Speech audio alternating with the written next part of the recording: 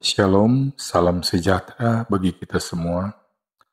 Saat ini saya akan membawakan renungan berdasarkan firman Tuhan yang terdapat di dalam Kejadian pasal 50 ayat 15 sampai ayat 21 sesuai bahan MTPJ Sinode Gemim tanggal 10 sampai dengan 16 September tahun 2023.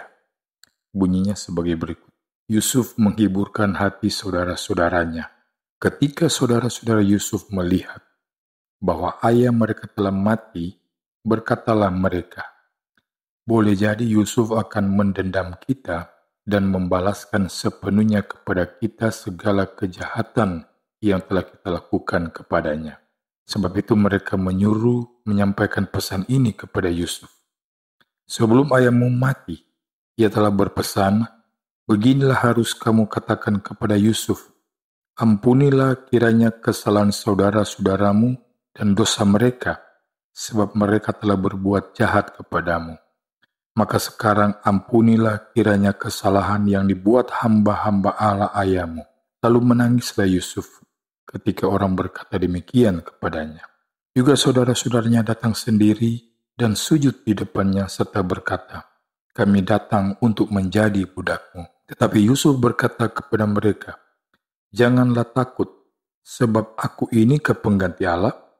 Memang kamu telah mereka-rekakan yang jahat terhadap aku, tetapi Allah telah mereka-rekakannya untuk kebaikan dengan maksud melakukan seperti yang terjadi sekarang ini, yakni memelihara hidup suatu bangsa yang besar. Jadi janganlah takut, aku akan menanggung makanmu dan makan anak-anakmu juga. Demikianlah ia menghiburkan mereka dan menenangkan hati mereka dengan perkataannya. Saudara-saudara yang Kristus kasihi, renungan saat ini saya awali dengan membacakan sebuah ayat yang terdapat dalam Yeremia pasal 29 ayat 11 yang berkata, sebab aku ini mengetahui rancangan-rancangan apa yang ada padaku mengenai kamu. Demikian firman Tuhan, yaitu rancangan damai sejahtera dan bukan rancangan kecelakaan, untuk memberikan kepadamu hari depan yang penuh harapan. Konsekuensi dari hidup menyerah kepada Tuhan adalah membiarkan Tuhan menata dan membentuk hidupmu dalam rencana dan rancangannya. Bisa jadi rencana itu tidak saudara duga sama sekali, namun yang pasti rancangan itu adalah rancangan yang baik. Hal buruk pun Tuhan tempatkan untuk terjadi pada hidup Anda, tapi dalam hal ini pun semata-mata untuk kebaikan Anda. Bisa jadi saat hal buruk yang terjadi pada Anda, Tuhan sedang melaksanakan rencana penyelamatan yang besar. Bukan saja untuk menolong kita, melainkan Tuhan punya rencana besar untuk menolong banyak orang. Dalam konsep iman ini, kita telah melakukan panggilan untuk menjadi berkat bagi banyak orang. Yusuf mengalaminya saat saudara-saudaranya yang melihat bahwa Yakub ayah mereka telah mati. Mereka berpikir dalam hati bahwa boleh jadi Yusuf akan mendendam dan membalaskan apa yang telah mereka lakukan kepadanya. Langkah selanjutnya dari pemikiran itu adalah mereka menyuruh orang untuk menyampaikan pesan kepada Yusuf supaya Yusuf mau mengampuni mereka. Di dalam pesan itu terkandung rasa takut dan rasa sesal atas kejahatan yang telah mereka lakukan terhadap Yusuf. Bagaimanapun, Yusuf pantas untuk marah kepada mereka karena mereka telah membuat Yusuf sangat menderita. Mereka menyadari bahwa tindakan merencanakan pembunuhan terhadap Yusuf, kemudian menjualnya sebagai upaya menghilangkan dia untuk selama-lamanya, adalah tindakan yang semata-mata jahat dan kejam. Pada pihak lain, saat menghadapi saudara-saudara yang menyesal dan takut, Yusuf menangis. Saudara-saudaranya datang memberi diri sebagai budak dan sujud menyembahnya. Akan tetapi, bukannya Yusuf memakai kesempatan itu untuk melampiaskan kemarahannya, tapi ia malah menghibur dan menguatkan hati mereka. Sama sekali, Yusuf tidak berkata kasar kepada mereka. Yusuf mengakui apa yang dilakukan saudara-saudaranya adalah jahat, tapi ia menemukan bahwa di dalam perbuatan jahat saudara-saudaranya itu, Allah bekerja melaluinya untuk mendatangkan kebaikan. Itulah yang dikatakan dalam Kejadian 50 ayat 20. Allah telah mereka-rekakannya untuk kebaikan dengan maksud melakukan seperti yang terjadi sekarang ini, yakni memelihara hidup suatu bangsa yang besar. Yusuf menerima dalam iman bahwa rasa sakit, marah, dan merasa terbuang yang bisa saja dirasakan oleh Yusuf atas apa yang dilakukan saudara-saudaranya sebagai bagian dari rencana Allah yang baik dan agung, sehingga Yusuf tidak sekedar mengampuni kejahatan mereka, tetapi ia melihat semua kejadian itu sebagai hal yang semata-mata baik, tidak saja bagi dirinya, tapi bagi semua saudara dan bangsanya.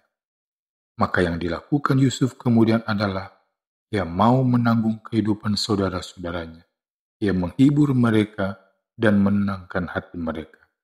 Dalam hal ini, Yusuf percaya bahwa hidupnya ada dalam rencana Allah yang semata-mata baik, sekalipun ia harus mengalami penderitaan yang luar biasa. Saudara-saudara, kalau Allah telah berjanji bahwa rancangannya adalah rancangan damai sejahtera yang mendatangkan kebaikan bagi orang yang percaya kepadanya, maka apapun yang terjadi dalam hidup Anda, sekalipun itu kejadian yang membuat Anda terluka dan menderita, namun Allah melakukan semuanya itu untuk kebaikan Anda dan kebaikan banyak orang. Pernah ada seorang pendeta saat memimpin ibadah, ia menunjukkan kepada jemaat sebuah kertas putih yang telah diberi titik hitam di tengah-tengahnya. Pendeta itu lalu bertanya kepada jemaat yang hadir, apa yang mereka lihat dari kertas tersebut. Sampai 3 kali pendeta itu bertanya, jawaban jemaat tetap sama, yakni titik hitam. Aneh karena kertas putih tidak mereka lihat, tapi hanya titik hitam kecil yang mereka lihat. Ini membuktikan bahwa kecenderungan manusia adalah melihat segala sesuatu dari sudut pandang negatif. Titik hitam, walaupun kecil, namun seluruh arah pandang akan condong melihatnya, dan bahkan hanya melihatnya. Ini menjadi tanda awas bahwa oleh karena dosa, maka manusia punya kecenderungan demikian. Orang percaya yang mengimani bahwa hidupnya ada di dalam tangan Tuhan, seharusnya selalu melihat segala sesuatu dari sudut pandang Tuhan, bahwa Tuhan selalu punya rencana yang baik bagi manusia yang dikasihinya. Ia rela berkorban menderita dan mati, maka ia akan rela melakukan apapun untuk kebaikan manusia. Yusuf meletakkan kepercayaannya hanya pada sudut pandang Tuhan. Itulah yang menyebabkannya sama sekali tidak melihat penderitaan yang ia alami selama bertahun-tahun sebagai sesuatu hal yang jahat. Ia melihat bahwa sejak awal Tuhan telah menunjukkan jalan hidupnya melalui mimpi yang dapat ditafsir bahwa ia akan menjadi penguasa atas saudara-saudaranya. Ini terdapat dalam Kejadian 37 ayat 5 sampai ayat 11. Artinya sejak awal Allah sudah punya rencana yang besar dan indah bagi Yusuf. Rencana itu berjalan melalui kebencian dan sikap jahat saudara-saudaranya. Saudara-saudara, membangun sudut pandang Tuhan seperti yang dilakukan oleh Yusuf dan menahan diri dari segala kemungkinan pembalasan yang kebanyakan manusia mudah tergoda untuk melampiaskan, dapat dilakukan bila memiliki karakter Tuhan di dalam diri. Yusuf memiliki karakter Tuhan di dalam dirinya.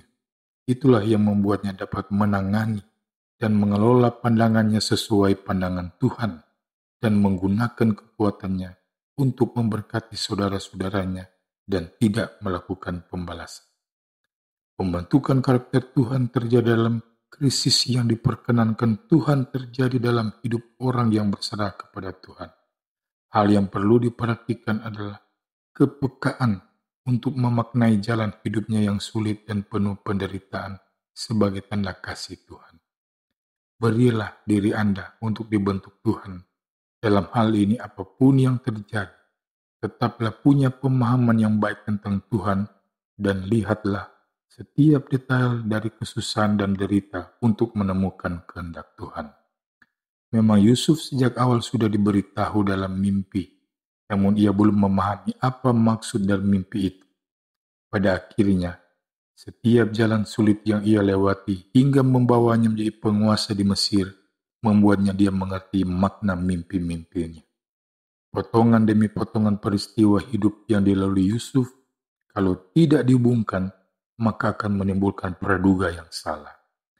Hanya saat Yusuf melihat dari sudut pandang Allah, maka Yusuf melihat segala sesuatu ada dalam rancangan Tuhan yang baik. Ia harus dibenci saudara-saudaranya untuk dijual ke Mesir, sebab kalau ia dikasihi saudara-saudaranya, maka mungkin ia tidak sampai ke Mesir. Kalau ia tidak dimasukkan Potifar ke penjara, maka mungkin ia tidak mengenal juru minum dan juru roti Firaun, lalu punya kesempatan menafsirkan mimpi mereka.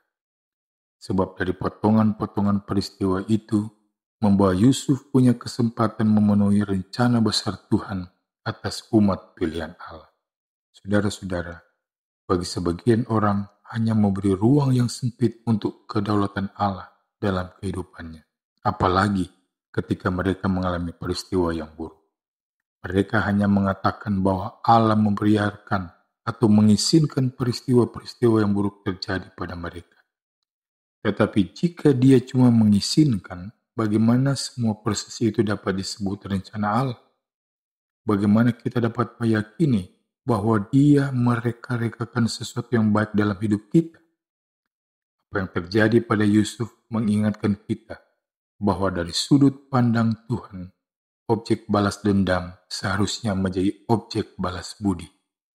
Para penendam kita adalah sebenarnya merupakan para pelaksana rencana Allah bagi kita. Percayalah, dengan seizin Tuhan, mereka sebenarnya sedang mengupayakan kebaikan kita. Tuhan Yesus memberkati kita semua. Amin.